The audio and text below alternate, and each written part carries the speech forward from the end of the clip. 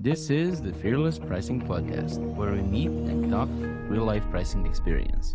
I'm your host, Filip Fucic. Pricing is hard. This is a podcast for fearless professionals and those who would like to feel that way. It's an unfortunate truth that most service pricing is created using either guesswork or copying other people's guesswork. Hello and welcome back to the Fearless Pricing Podcast. Today on the What I Should Have Charged, we have the illustrious Claus Raasted. I'm going to do an unusual way of telling you about him because I want to tell you how we got to write the book together, the pricing expertise, right? We met randomly through LinkedIn because he was publicly wondering something about pricing a workshop. And I offered advice and we talked about it. I talked about my many mistakes in pricing and how I one day I'm going to write a book about it. And he said, how about now? About 10-ish months later, the book came out, but here it is. It's very pink and elephanty, and we're very happy with how it was perceived. So let's say that's enough of an intro for now. Klaus, could you please tell your story? Yes. Thank you for the invitation, Phil. And thank you, listeners in Tokyo, Brazil, Cape Town, Paris, Berlin, London, whoever you are, wherever you are, we're happy to have you.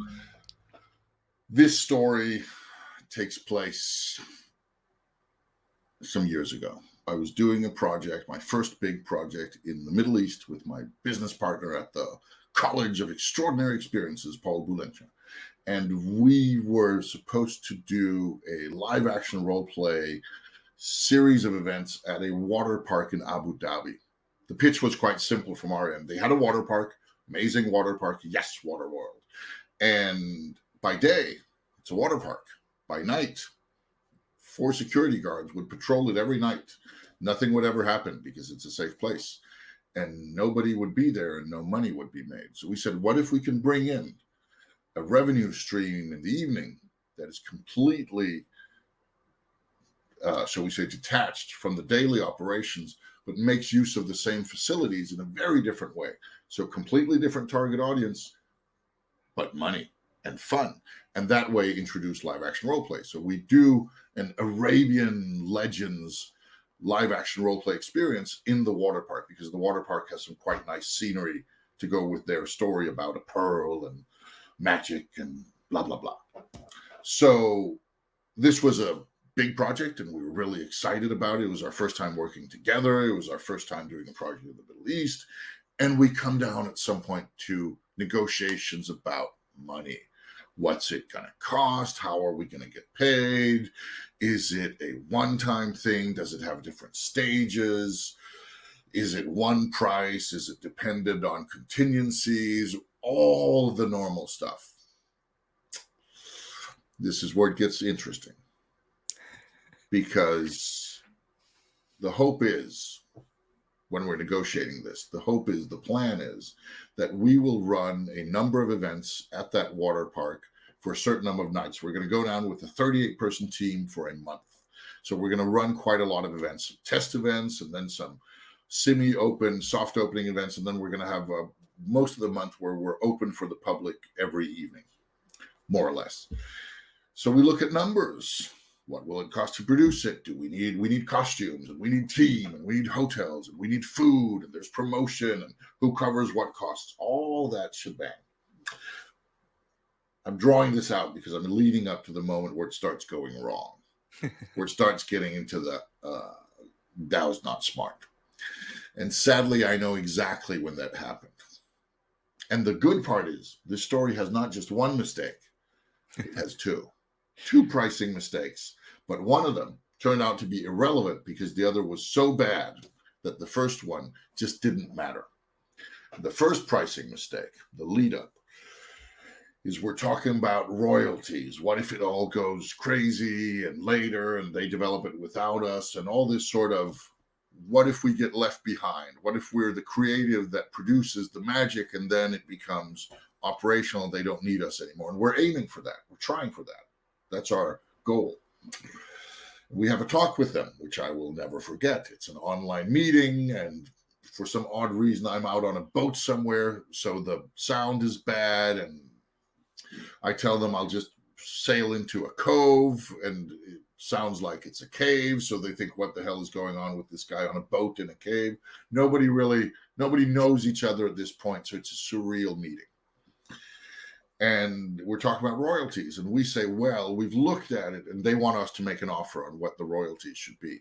And we've come out with that we think 10% would be fair, but we are open to anything in the 5 to 10% range to give some negotiating space, put our cards on the table and say 10 would be preferred, but if it is critical for you, we are willing to go down to 5.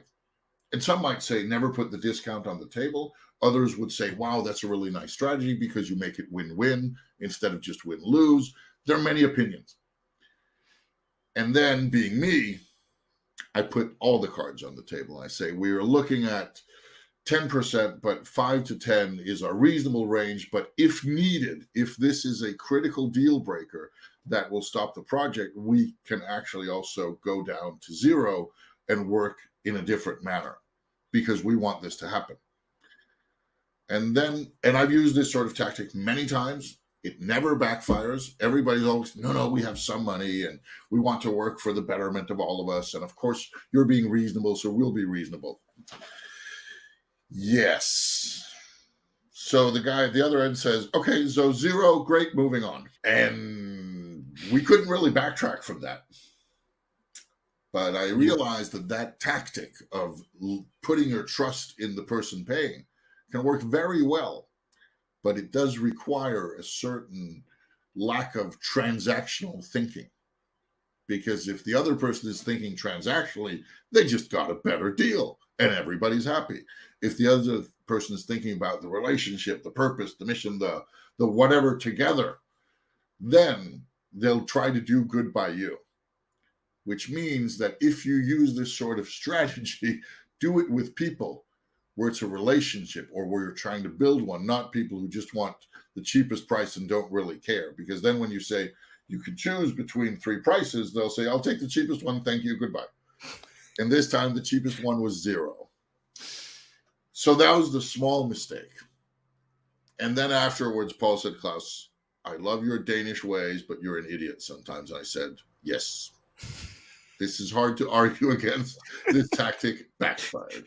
Luckily for the both of us, this turned out to be completely irrelevant because we ended up with not only 0 royalties, but also incredibly little money for our efforts because we made another mistake. And this was not only mine, but one we made. We were negotiating how much are they going to pay us? And we settled on a fixed amount that would cover our costs, production, flights, team, etc., but not much more. And then a reasonably high percentage of the ticket prices. I think we got like 47% of each sold ticket would end up in our pocket. But to get to that number, we had toned down the fixed cost. So there was like a pay us this amount, which was decent, 38-people team, 30 days in the Middle East. It was not 0 money, let's put it that way. And then instead of trying to get that number higher, we said we'd like as much of the ticket revenue as possible, and we're willing to sacrifice from the kind of fixed pay to get that because we believed in the project. Insane potential. Well, that seemed like a good decision. And maybe it was a good decision, but it was not a good outcome because it turned out there were many things we had underestimated. And we thought if we just delivered like crazy, which we did, it would be great. Project, insane reviews. People are super happy. 9.4 out of 10 would go again, blah, blah, blah, blah, blah. But the whole marketing of it was done with a team that didn't even know what it was until quite late. Didn't understand what we were selling. So, of course, they were selling it wrong and didn't end up fixing that until quite late in the process because they didn't know that they didn't know. And then we had practical hurdles. There's a whole bunch of things. But what it all ended up with was that we'd done the original math, which said we could sell 7,000 tickets during the course of this month if we fill every night. So if we have a break even of 2,000 tickets. Like that's our wow, that looks good. If we get 2,000, then we're hitting the targets we have internally and we will be happy. Then anything over 2,000 will just be sweet money. And if we're under 2,000, well, we still got our fixed cost covered. We learned some stuff, etc. And even if we only sell 1,000, we'll still be happy. And I mean, of 7,000 potential, and we believed in this, and our partners believed in this. So we sold 70 tickets. I would have guessed 200 by 200 would have been nice. We sold 70 tickets. We gave out a lot of free ones and ended up having a lot of participants who were happy. 1,500 or so over the month. But we sold 70 tickets. Amazing event. Amazing feedback. But it completely failed there. And we, who were not delivering the marketing, who were not doing the sales, who were not in charge of the technical setup, which, you can't pay with international credit cards. We figured that out by meeting some English guys at our hotel, talking about the event. And then they said, let me pay. And they're like, they couldn't. We tried with 5 different credit cards. And then we came to our partners and said, yeah, you can only pay online via local credit cards. Aha. At a place mainly meant for tourists. So we had a lot of these snags along the way, which meant that when we finally fixed them at the end and started selling this meager amount of tickets, it was so late in the process that it didn't really go anywhere. But when we were calculating what to price this at, then we saw the stars and the rainbows of 7,000 sold tickets and 47% revenue for us. And thought, even if it's only 2,000, which seemed a ridiculously low number at the time, then we'll still be really happy. Even at 1,000, we'll be satisfied. And we based our pricing on things completely outside our control. And we ended up with a crazy potential and very little in the actual bank. Great project, great team, lovely experience. I'm glad we did it. Sounds magical. It would have been nice if we priced it based on things we actually delivered rather than things that were completely outside our control, but were higher numbers. If we hadn't gotten fixated on this, but it could be big. Yeah. Yep. That was a mistake. It'll do that to you. Thank you. That was enchanting. The Aladdin's Cave of Treasures came out as being full of beans, but hey, right? Before we continue, I'd like to suggest 2 things. Firstly, if this is the first time you're tuning in, I'd love for you to subscribe and hear the next story in a week. And second, if you feel you could do with a little more fearless pricing content, look in the show notes for the link to the popular, short, and sometimes funny bi-weekly newsletter. That's it. Let's get back to the show.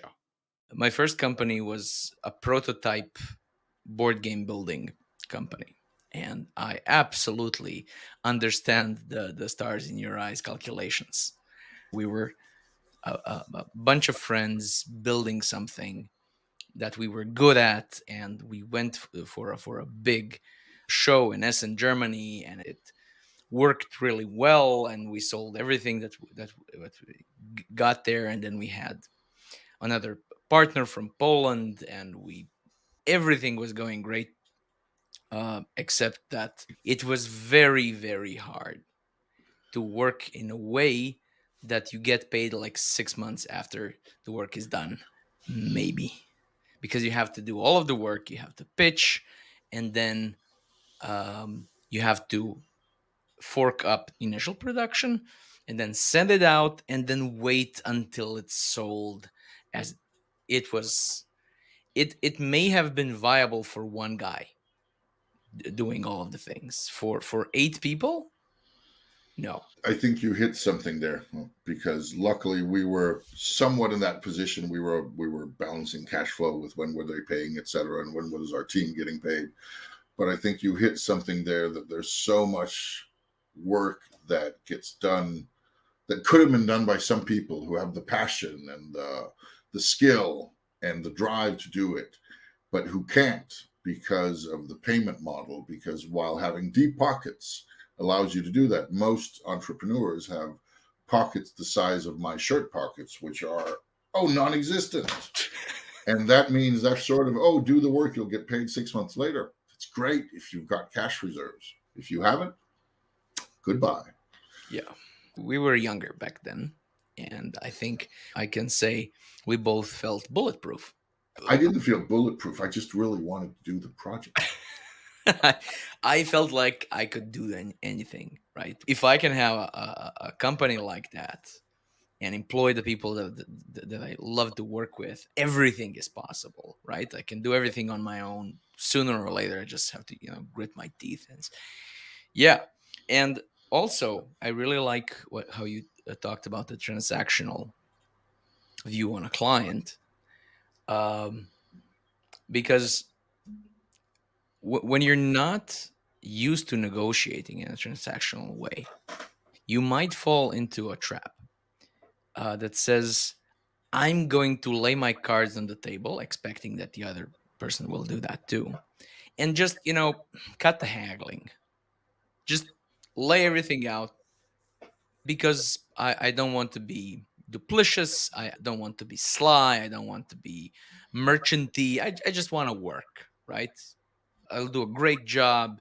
You pay me as much as you can, and we're going to work together.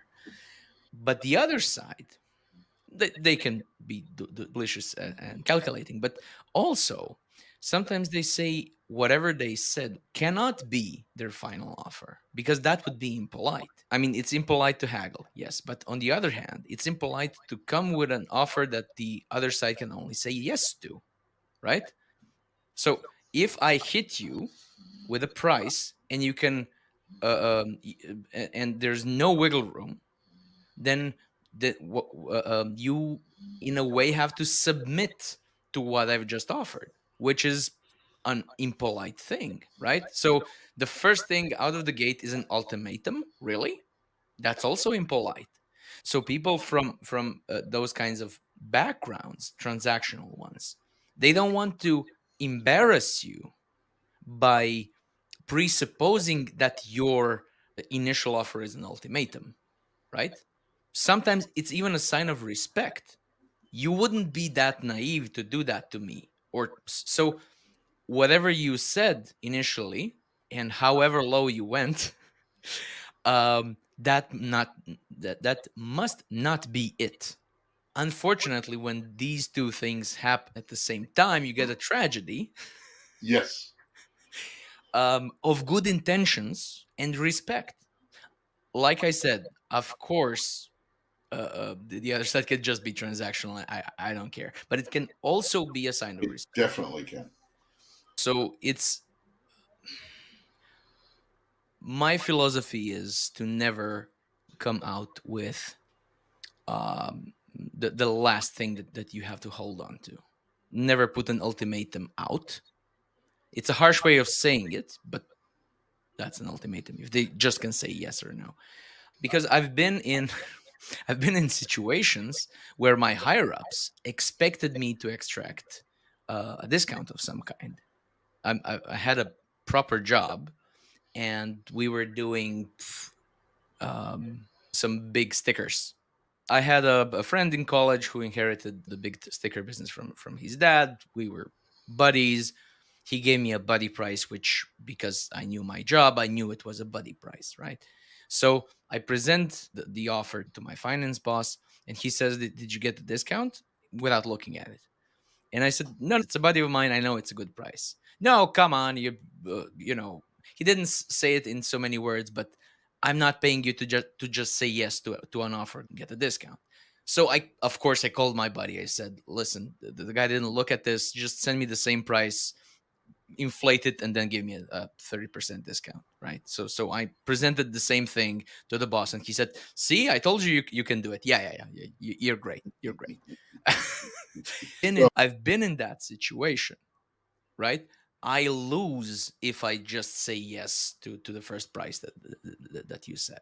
So just in case, because you cannot know this for sure unless you know the person, as you said, right? If there's a relationship going on through the years and stuff, you can always choose to be magnanimous. You can always say, you know what, this has gone so well, I think I can do it. I just remembered I can do it for 10% off. You can always choose to do that if everything is going swimmingly. And you that cannot be said in the other direction, as as you know, because once you go low, there's no way that you can, I just remember I can't make it. You'll have to pay more, because that breaks the relationship then and there, right? And of course, you mentioned discounts. My experience is that any discounts offered as discounts without being asked for are not really seen as discounts. They're seen as price insecurity, which, to be fair, Klaus, it kind of was. Oh, this time? Yeah, yeah, yeah. No, no, no, no, no. But the funny part is, and I'll leap onto that one, is Mhm. I do my pricing rather unusually today. Mhm. And that means when somebody contacts me for a speaking gig, which I do a lot of, and they ask for the price, and I'll tell them I do work for a lot of clients in a lot of different situations, which means it's at a lot of different prices. The most expensive, and then I give them the top of that range, which is indeed rather expensive for a lot of people, in the 5-figure euros. So a lot of people, that is rather expensive. To some, it's like, oh, we thought this guy was good and he's cheap. But to most people, that's decent money.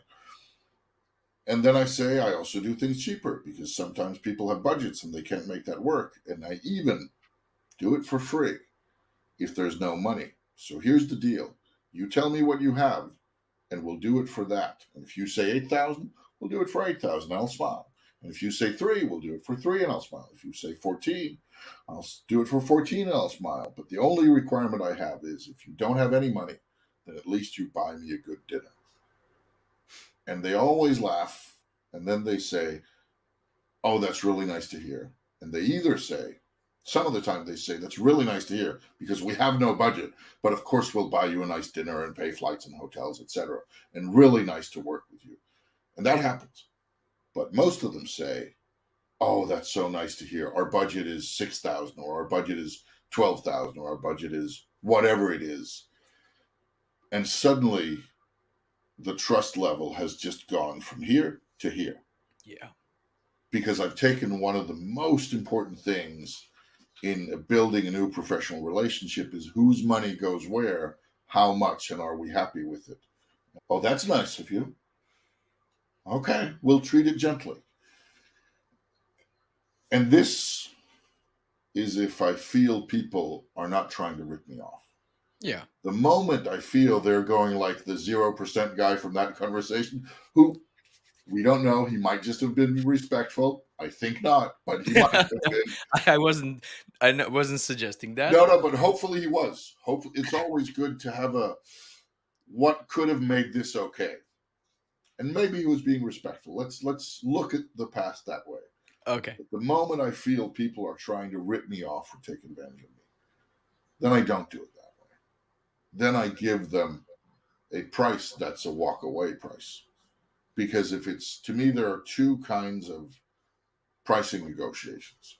There's the one where you're building a relationship, and there's the one where it's a transaction. And I'm always building relationships, except when somebody decides to tell me this is just a transaction for them. Nothing wrong with that. Then it's also just a transaction for me. Here's what I'd be comfortable with. You take it or you leave it. But the moment it's building a relationship, which is my default, then it's about the trust, and it's about giving power to each other. Because it turns out that trust is very hard to outsource to AI.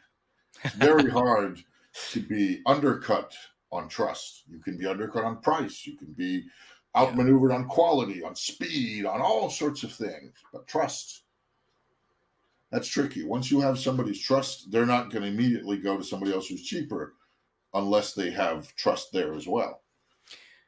And I Yeah. find that building trust requires, and this is not I find, This is just how it is. Trust requires to trust first. If I go to somebody and say, hey, Philip, just met you. You seem nice. Can you lend me 10,000 euros? You're probably going to say, what? I say, I'm a trustworthy guy. You should trust me. And you're going to say, yes, but I don't yet. Where if you talk about how you're in a problematic place and I say, hey, Philip, we've just met each other. I've got 10,000 I can lend you. Just pay me back in 3 months. One is you're going to be thankful because who the hell does that? Two, when you give me that money back and I 6 months later come and said, Philip, I'm in the bad position now. You got a little money you can lend? You're going to say, of course, without blinking, because I trusted first. Yeah. If you want to build trust, there's only one way that works. If you are doing it. If you can't tap into somebody else's trust, oh, this is my brother, or oh, we come from Disney, or if you don't have the trust of others you can tap into, or you can kind of put on as your own hat, institutional trust, interrelational trust. If you have to build your own trust, there's only one way, and that's by trusting first.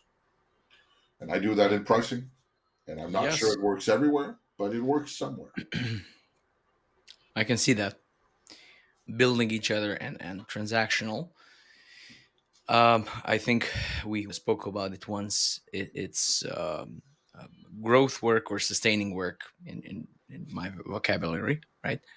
It's always nice to do growth work, and sustaining work is, yeah, I know how to do that. You obviously need it. Let's do the transaction. The only thing what you get out of sustaining work is money. While with growth work, you get the relationship, you get trust, you get experiences, you get new opportunities, stepping stones, all sorts of things. Now, I wouldn't like to send a message that sustaining work is something that you have to strive to avoid.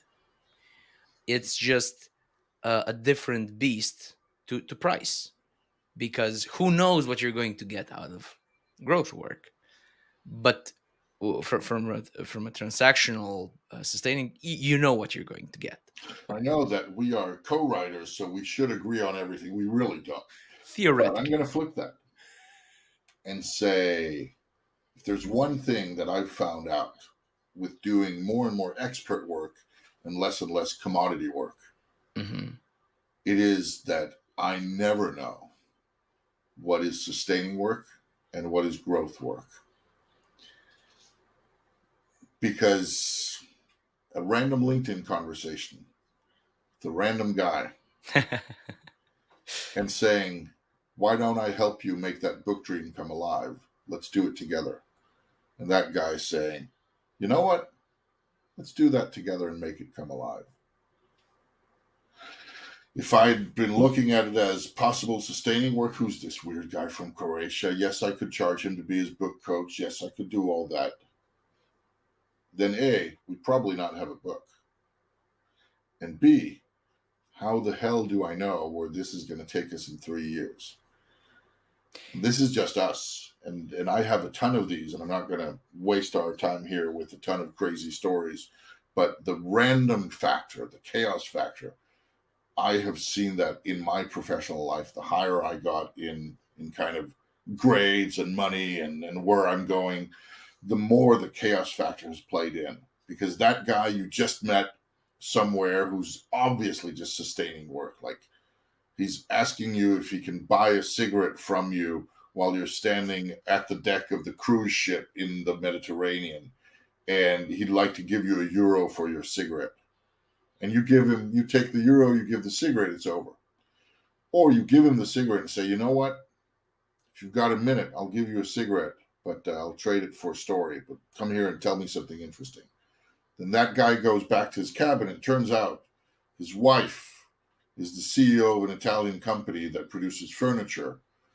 And she, at her next board meeting, talks to her sales representative in Britain, who has a cousin that turns out they like the story about the Viking dude with the cigarette and the story, who ends up calling and offers you a speaking gig.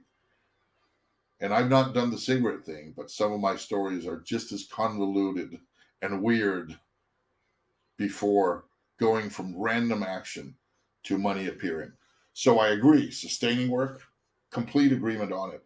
I've just realized that I do not have the capacity to judge when something is sustaining work. So I treat everything as growth work until the others come out and say, you're getting money and that's it. And you're not getting a lot of money. Then I say, aha, that's why you need to pay. Thank you.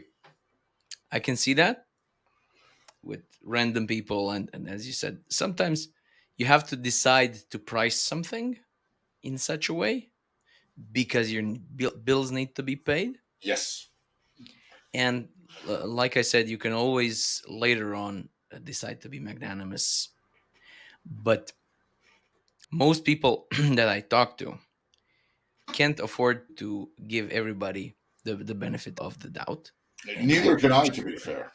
Neither can I. I mean, neither can I. But, and I understand. And I also love it when I do stuff where the price is clear. Mm-hmm. I sometimes run events. I sometimes sell books. I sometimes do other things where there's a very clear, here's the price. You can take it or leave it. But what I find is that when you're doing your own thing, a workshop or a web seminar, or maybe you're doing a book, or maybe it's a board game, or maybe it's a retreat in the Andes, then you put a price and people can choose, do they want it or not? But when you're working with clients, I find that approach, as you say, the ultimatum approach, is rarely good.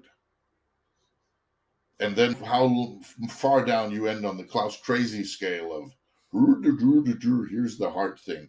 Of course, depends on where you are and who you're dealing with. And let's just say there are places in the world I wouldn't do it as much as, and industries and so on. And it depends on what you're selling. But when we talk about pricing expertise in environments where trust goes around and word of mouth is critical, then I'd lean more on the make it a shared problem. And when you are in places where nobody cares and it's transactional, I want the orange. I don't care about the supermarket. I just want the bloody orange. Then ultimatum pricing. I agree with that. As your pricing evolves, but you basically said that, right? In some Um, ways, not at all. In some ways, I did this 15 years ago. And that's when I had my breakthrough, finding out that when you work with, and here comes the thing. mhm. One of the things I talk a lot about in my pricing work, and I'm sure you say the same, but maybe with different names, is the difference between sophisticated clients and unsophisticated clients. And we're not talking about whether they enjoy a bit of rosé in the evening and can quote Shakespeare in the original Latin. That's not what we're talking about. Shakespeare is not in Latin, just so sophisticated. So I'm talking about, do they know the market? Do they understand what you're doing? Do they know the value? If I go down and buy oranges in a supermarket, I am a sophisticated customer because I know roughly what should they cost, what do I look for, what do I judge by. Sure, I don't know everything. I'm not an expert, but I do know that oranges at €2 a kilo is reasonable. Oranges at 1 is very cheap.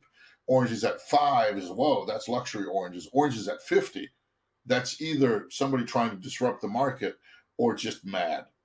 Where when I'm buying a translation into professional Korean, I have no idea. I'm an unsophisticated client. And that means I have no clue as to what the actual price is, the actual value is. I can't judge it. I have all sorts of substitute judgments.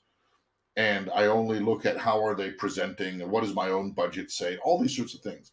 And I find that for what I do, I have many unsophisticated clients. So they don't know what it should cost. What is a weird Viking innovator, overpaid Rockstar consultant cost? Should they pay 5,000? Should they pay 50? Are they getting it cheap at 31? They have no idea.